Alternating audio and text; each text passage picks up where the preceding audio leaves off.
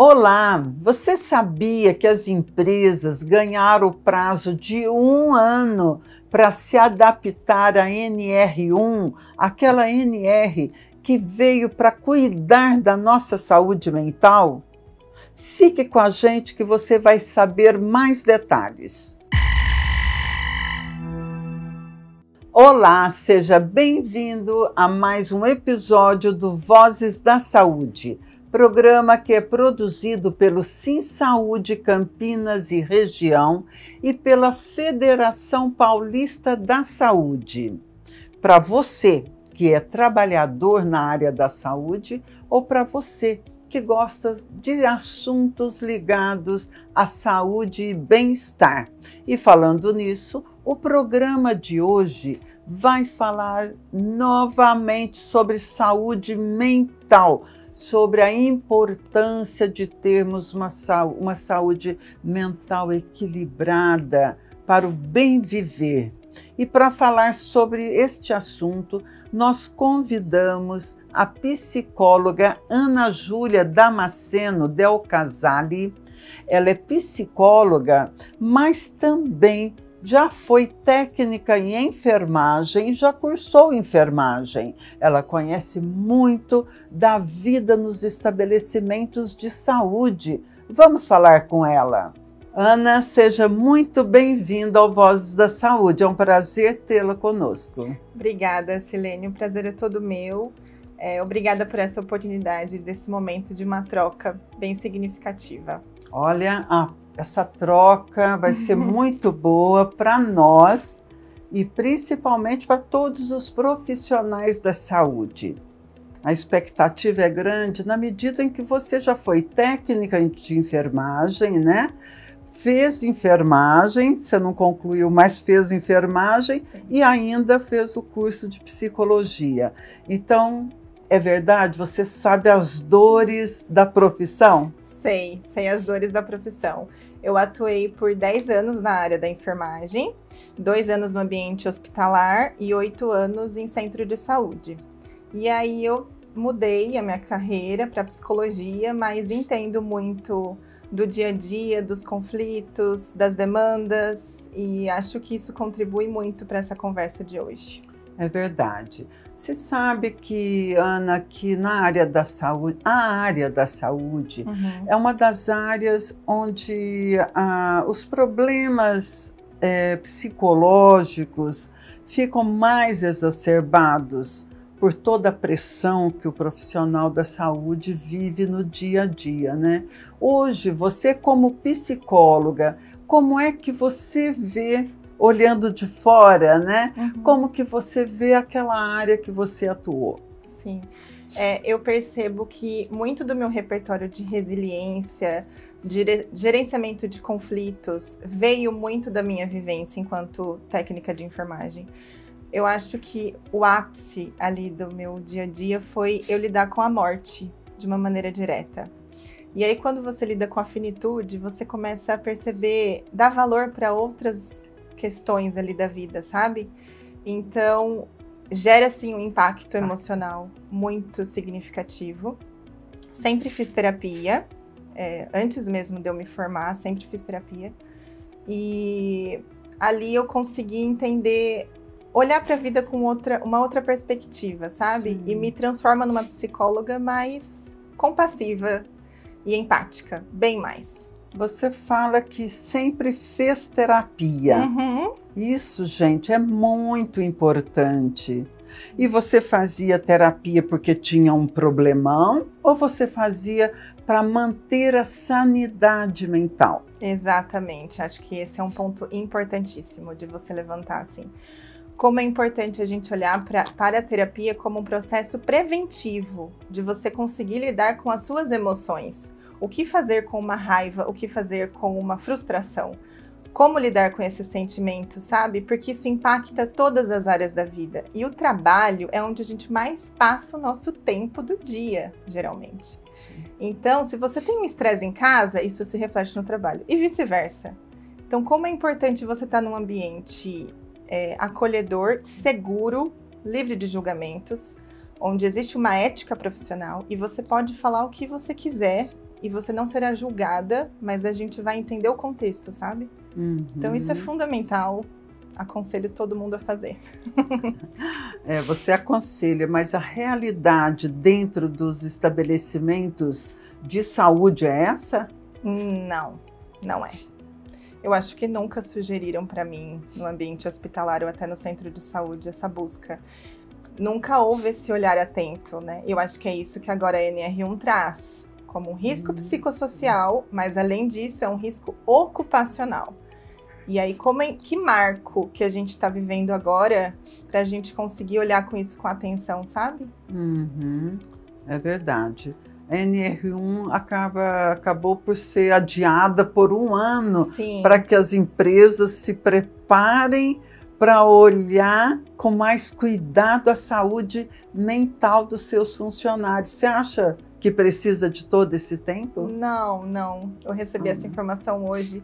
E eu fiquei um pouco chateada, assim, eu tava animada, era 20 de maio até, né? Isso. Mas não.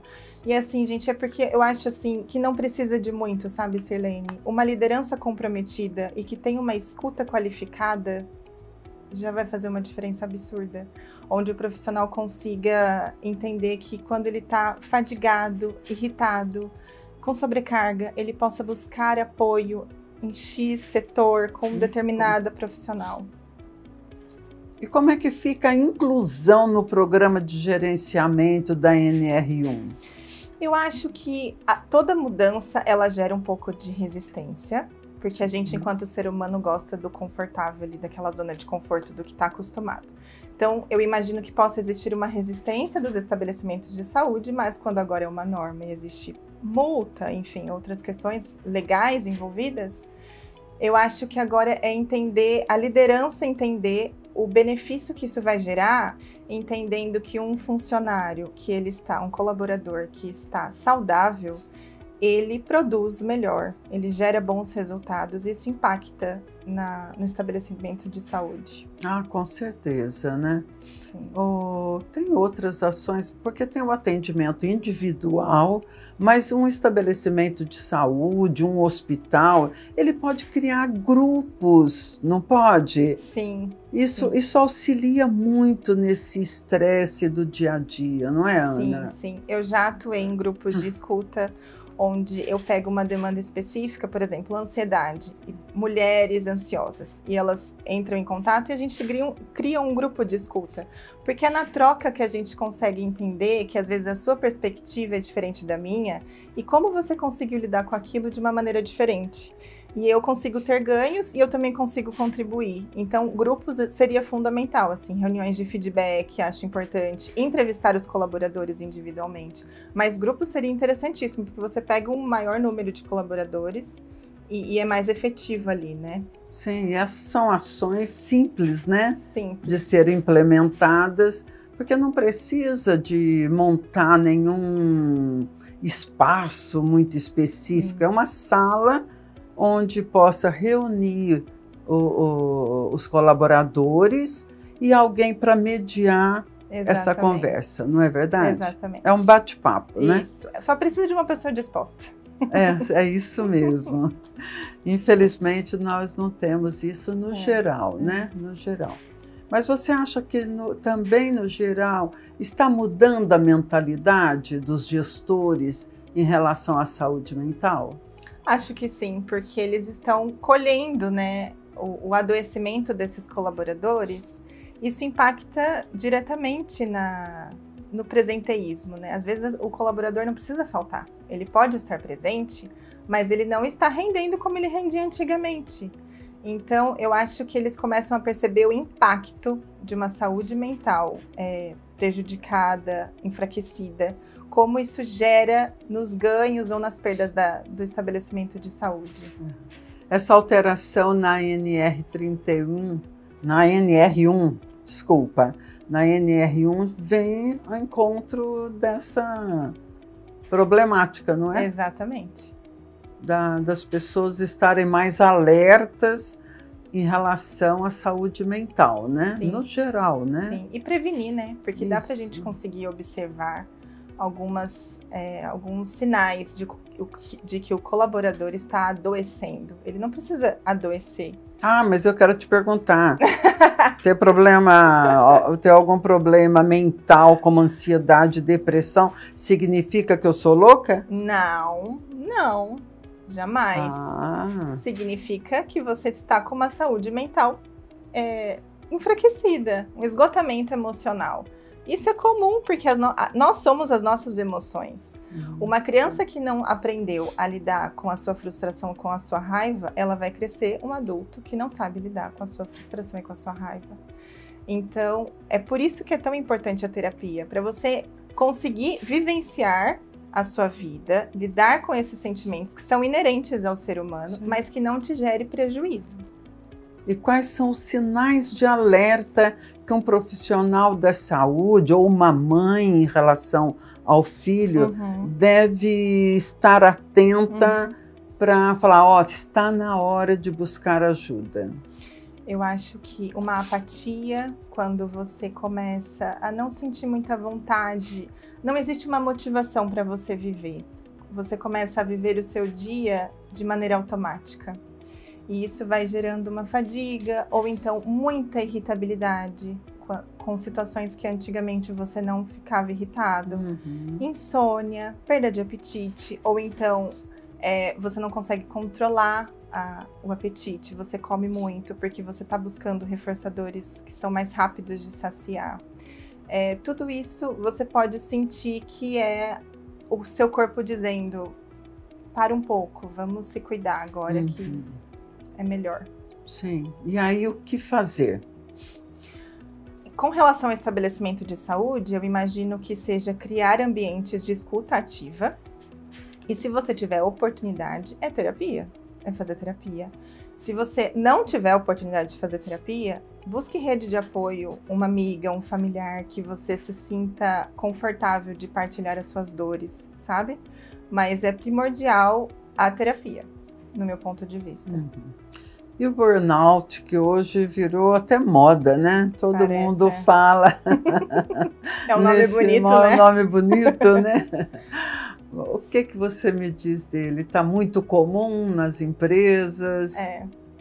O burnout, ele é um esgotamento emocional vinculado ao ambiente de trabalho, né?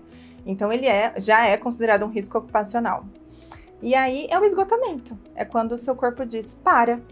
Geralmente, você perde memória. É aquele momento que você está fazendo algo da sua rotina e você simplesmente não sabe onde você está, o dia que para onde você tem que ir depois. É como se o seu cérebro dissesse, chega, agora não dá mais. E isso é muito ligado a uma sobrecarga, uma jornada de trabalho excessiva, aquela frase que é comum hoje em dia, trabalha enquanto eles dormem, não sei, talvez seja melhor você dormir enquanto todo mundo está dormindo. E o descanso, gente, ele é saúde também. A gente precisa descansar, a gente precisa de um momento onde a gente não esteja lidando com nenhum tipo de emoção, apenas só deixando acontecer o dia a dia, sabe? Um hobby, como era comum, né? O artesanato, uma pintura. E hoje em dia não, é a dopamina, é tudo muito tecnológico, é Instagram, enfim. Então, o burnout, respondendo a sua pergunta, é um esgotamento mesmo, é o ápice, assim, acabou. Agora não tem mais o que fazer, agora é ajuda mesmo profissional. Tá. Qual que é a diferença do burnout com a depressão? É um passo para virar a depressão? Eu acho que a depressão pode estar até inclusa no burnout. Mas a depressão é quando a pessoa não sabe nem dizer por que ela está assim. É quando você pergunta, é uma tristeza profunda e a pessoa não sabe nem dizer quando começou. Assim, ela quer ficar deitada, ela realmente não tem mais motivação para nada, nem para fazer terapia. E aí você fica ali presa em algo que não tem sentido mais, uma vida sem propósito, sabe? O depressivo tem muito disso. É pedir ajuda antes que isto aconteça, Exatamente, né? Sirlene, isso é importantíssimo. Antes de chegar nesse esgotamento, sabe? E isso vem do autoconhecimento também. Quando que eu sei que eu tô mais irritada do que o normal? Quando eu me conheço. Quando eu percebo, quando eu olho pra mim e eu me percebo como alguém diferente de você, diferente do outro. E aí você começa a perceber nas suas relações normalmente interpessoais, isso vai influenciar um casamento que começa a ter mais conflito, uma relação mãe e filho com mais conflito, amizades que se afastam, são sinais de alerta, sabe? Sim. Mas a prevenção é o caminho. É o caminho, sempre, né? Sempre. Você foi técnica de enfermagem e eu quero fazer uma pergunta. Como fica a vida do profissional da saúde que faz dupla jornada e até tripla? Sim. É ir na contramão do que é saudável, gente. É ir na contramão, assim. Eu vivi isso. Eu fazia hora extra de manhã e depois à tarde eu ia para o plantão. Então eu saía de casa às 5 da manhã e eu voltava às 10. Quando que eu tinha descanso? Nunca. Nunca. Então, assim, é o adoecimento. O caminho é adoecer. Eu não recomendo de forma alguma, entendo da dificuldade financeira que possa existir, mas isso não é saudável, porque depois você pode pagar um preço que é pagar pela cura de uma doença mental. Que às vezes pode levar muito tempo, né? Moxa. E pode custar, inclusive, o emprego, né? Exatamente. Não é? Porque se você não começa a render mais, Sim. não faz sentido. Às vezes, muito antes de ser constatada a doença, você já está demitido. Exatamente. Tem que ver se vale a pena, né? Você, então, é contra a dupla jornada? Sou contra. Totalmente. Totalmente Totalmente. Ai, qual que é a importância de cuidar da saúde mental? Ai, gente, é fundamental, porque a saúde mental, ela perpassa por todas as áreas da vida. Ela é o pano de fundo de quem você é. Você precisa saber lidar com as suas emoções de uma maneira que não te gere prejuízo e que não gere prejuízo nas pessoas que estão ao seu redor. Sim. É qualidade de vida, é uma vida com propósito, com significado, com leveza, principalmente. Uhum.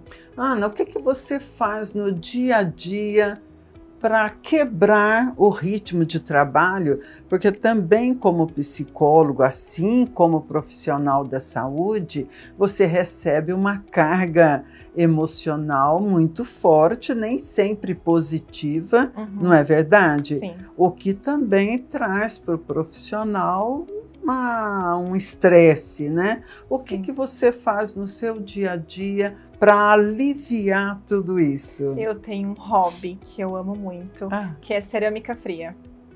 É o momento que eu me desligo de tudo. Eu não agendo pacientes nesse horário e eu simplesmente fico pintando cerâmica fria, sem vídeos, sem nenhum estímulo. Sem redes sociais, nada. sem celular. Nem música. Ali, naquele meu momento, eu desligo de tudo. E é quando a gente fala que a gente se regula, né? Eu me regulo ali. Sim. Eu volto para quem eu sou. E eu sou, além de psicóloga, eu sou filha, eu sou irmã, eu sou tia, eu sou sobrinha, enfim. Então, eu volto para quem eu sou. E isso me gera um gás, assim, para eu voltar a atuar de uma maneira afetiva.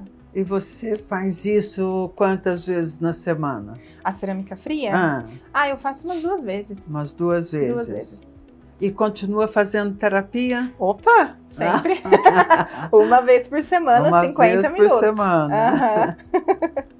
E tem outros hábitos também mais saudáveis que ajudam muito, como uma caminhada, Sim. Uma alimentação saudável, né? A alimentação saudável. Eu tenho tirado agora glúten, lactose e açúcar. Ah, tá. E você notou diferença? Em 20 dias eu perdi 5 quilos. Em 20 dias? 21 dias. 5 quilos. Nossa, fica a dica.